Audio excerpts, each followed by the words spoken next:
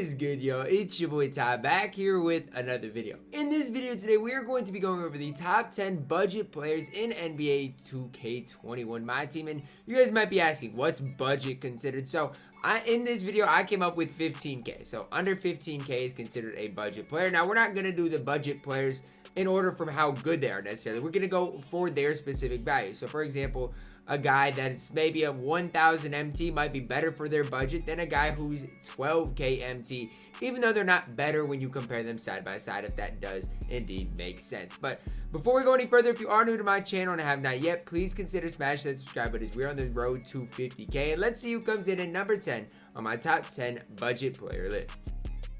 Coming in at number 10 for me is a guy that I ran on my no money spent squad account for a little while, and that guy is Amethyst Brian Scalabrine. Now, what you guys might be wondering, why is Scal so low? What doesn't Scal do for you? Well, first things first, Scal is about 2,000 MT, so very, very affordable for you if that's what you're looking for. Now, Scal's not bad at all. You look at the card, 6'9" at the power forward position, 93 3-ball, decent enough driving dunk. He's just not super fast. You see the 84 speed, and that's kind of his biggest liability. You look at the tendencies, he's just fine, right?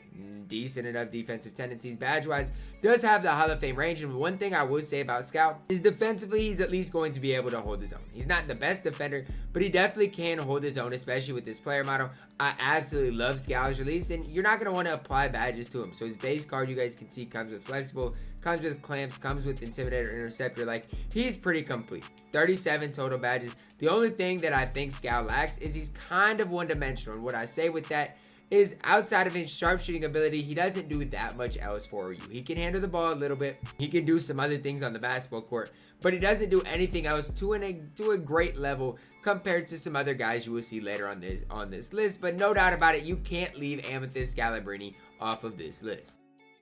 Coming in at number 9 on my top 10 budget players list is another retro 2K Volume 2 player, and Isaac Bonga. Now, some people are a lot higher on Bonga than I am. He is about 2,000 MT as well, 2 to 3K. But for me, it's just, I wouldn't say I hate Bonga. I just don't love him to the extent that some other people do. 6'8", 85 3-ball, 85 driving dunk, decent ball handle. Defensively is very solid. The one thing that holds me back from Bonga being a little bit higher, I would say, is his release. His release it's just not the best. 95 driving dunk tendency, defensive tendencies are just fine. 38 badges, has the catch and shoots, has all the defensive badges you could want, has gold showtime, quick first step, unpluckable, hot zone hunter, green machine. Like, you can give him range extender. Bonga is very complete. If he had, let's say, the Trey Burke base, something like that, no doubt about it, Bonga would be a top 5 budget player. But I do not like the Bonga release. Even the fact that Jokic has it, I wasn't super high on it just because I'm not that consistent with it. You could honestly have Bonga as a top 3 budget card in the game, but for me, he's not even a top 3 budget point guard in the game, and that's why he can't be any higher for me. Coming in at number 9 on my top 10 point guard list. Coming in at number 8 on my top 10 budget player list is another card that is new. Now, this card, if you don't know, is also, you can lock him in the exchange for a card that I already have locked in for Evan Fournier. But nonetheless, that doesn't mean he is not good in the game as a whole. So I'm pretty sure his card is glitched. If you search here, you're not going to be able to find him, which is kind of weird. It's kind of weird that it's even like that. It's like that, but it is kind of, I think he's in the Idols VIP set here.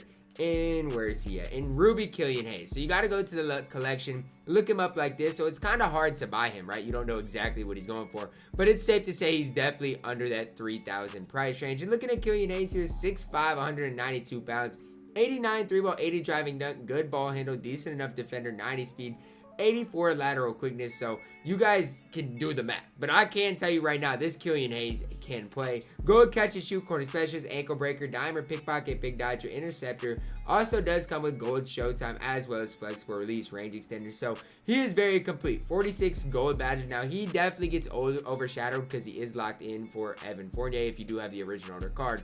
But no doubt about it, this Killian Hayes on his own can definitely go get you a bucket. Sticking with a player locked in for Evan Fournier, we're going to talk about Sekou Doumbouya here, right? Another card that is overlooked because he is locked in for Fournier, 6'9", 230 pounds, 85 3-ball, 86 driving dunk.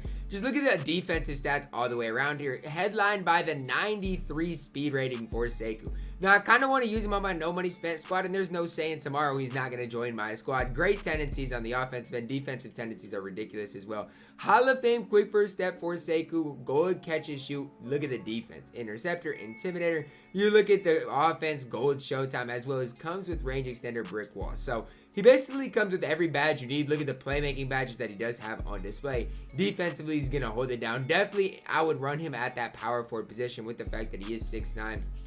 But he's just a card that when he first came out, I was excited about, and then learning he locked in for Evan Fournier, I was kind of disappointed that they took them away from my collection. I thought they might be locked into the collection, but they literally took Sekou away when I was going to run him anyway. So definitely one step above Killian Hayes in my opinion, coming in at number 7 on my top 10 budget player list.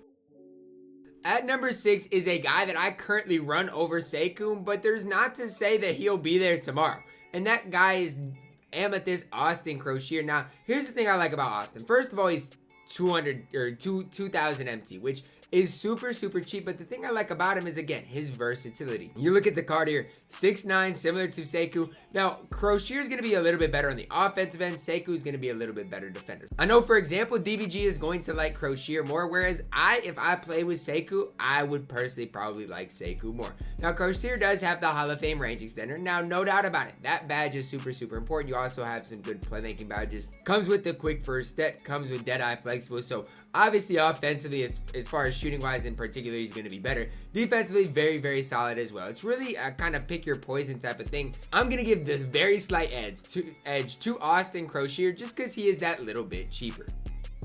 Now, this one is going to surprise a lot of people in the community, but this, I can't do my due diligence in recording this video, not including Amethyst Kyle Anderson in here. Now, I know he's 8,000 MT. I understand that. But look at him, 6'9", 230 pounds, 88 3-ball, 86 ball handle. Defensively superior to, obviously, Crochet, 87 speed, 93 lateral quickness. Tendency-wise, 85 driving dunk tendency is just fine. Defensive tendencies through the roof. Hall of Fame clamps with the Evo, obviously 45 gold badges. What more could you want? Obviously, on the defensive end, very complete. Gold showtime, quick first step, range extender. I feel like Anderson is a better version of Sekou Doumbouya and Crochet, and you just combine them all. Honestly, he's just a better version of Sekou Doumbouya is the best way to phrase it. I used Ruby Kyle Anderson, who did his thing, and he's still on my squad, I do believe, right? I still got Ruby Kyle Anderson here on my No Money Spent squad. And this Kyle Anderson, who isn't nearly as good as the Evo Kyle Anderson, still did his thing. Less badges, less everything. I don't even think the card does have range extender, and he still did his thing. Just think of what the Amethyst Kyle Anderson would be able to do. Now, my top 4 were very difficult to kind of put on my list, but coming in at number 4 is Amethyst Smush Parker. Well, I mean, Amethyst, Ruby, your choice. I'm going to put the Amethyst on here, similar to kind of what we did with Kyle Anderson here. We're just going to talk about the Amethyst here. Looking at Smush, 6'4", 93 ball, 89 ball handle, 85 steal, 90 perimeter, 94 speed ball acceleration, as well as a 90 lateral quickness.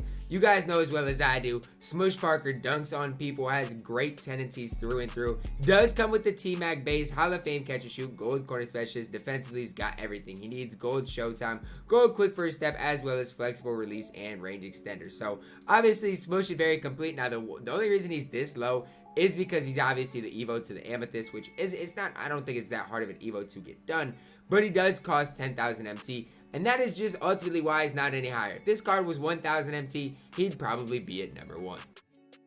Coming in at number 3 for me on my list is another point guard. This point guard is Felipe Lopez. So this is like what I talked about at the start of my video. A card that's 1,000 MT compared to a card that's 10,000 MT. When you look at Felipe Lopez, you're not going to notice that much of a difference. 6'5", 199 pounds, 88 3-ball, 86 ball handle. Defensively, maybe not as good as Smush Parker, but he is an inch taller. Tendency-wise, 95 driving dunk tendency, hopping on down to the defensive tendencies. Very good tendencies. Badge-wise, pretty similar. Maybe not as many as Smush Parker, I know, but very, very similar. Does have Showtime, quick first step, range extender. Very, very similar cards. Felipe Lopez, quite honestly, guys, is a budget version of Smush Parker. I think he's that little bit worse. But overall, you're not going to notice that big of a difference. That's why Felipe Lopez is that one step higher. Now, my top three almost were all point guards. I had to adjust it a little bit because of how truly good this Mo Bamba is. Wait. Okay, it's because I was limiting how much he went for. Mo Bamba coming in at number 2. Let's get the Ruby version here. Now, I looked earlier. The card was right around the 5K price range. Maybe he's a little bit more now. But this card is absolutely incredible. I know I was super high on Shawn Kemp earlier on in this year. Mo Bamba is that much better. 7 feet tall, 83 3-ball. The best thing about Bamba is his speed, right? Block rating in 93, 92 interior, good rebounder. 88 speed, 79 lateral quickness. Now, I know people in the comments are going to be like, Ty, he has a 60 strength. Trust me, his strength is just fine. If somebody wants to bully Mo Bamba all game long, that's fine. I'll sit behind him and maybe get a couple lucky blocks because of Mo's length.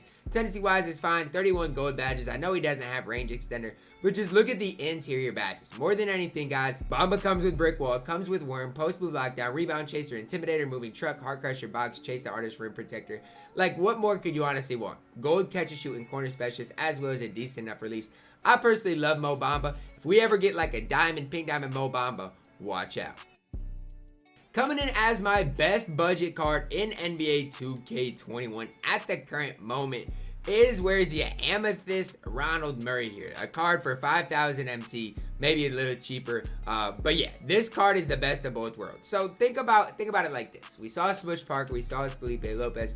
We're getting a card that's in the middle of kind of their price range. That is, in my opinion, the better than both of them. 88 3-ball, 90 ball handle, defensively he's lights out, 94 speed, sweep ball acceleration, 93 lateral quickness. Tendency-wise, absolutely elite. I mean, 85 driving dunk tendency, defensive tendencies are up there as well. Hall of Fame catch and shoot, relentless finisher, contact finisher, and a Hall of Fame quick first step. 38 gold badges. Defensive badges, he has Intimidator, Showtime, also does come with the gold range extender. I just think overall he's the best of both worlds. Whether you like Felipe Lopez, whether you like Smush Parker, I know Felipe got the JR base. I know Smush has the T-Mac base. Ronald Murray, what he has is the Trey Burke base, and in my opinion, is just that one step above those other two guys. Coming in as my top budget player in NBA 2K21. Alright, that is going to wrap it up for my top 10 budget players in NBA 2K21. I hope you guys did enjoy it. As you guys can see, this is kind of my current squad that I am running with. Bob Sirek didn't quite make this list because he is over that 15K price range, but you guys can see guys like Scout, guys like Ronald Murray, and guys like Mo Bamba did end up making the list. But I hope you guys did enjoy this video. Comment down below. I'm sure I missed out on somebody. Who is a guy I missed out on? Who is I too high on? Who is I too low on? Let me know that down below in the comments. Drop a like on the video. Subscribe if you are new. And as always, man, I love you guys and have a blessed day.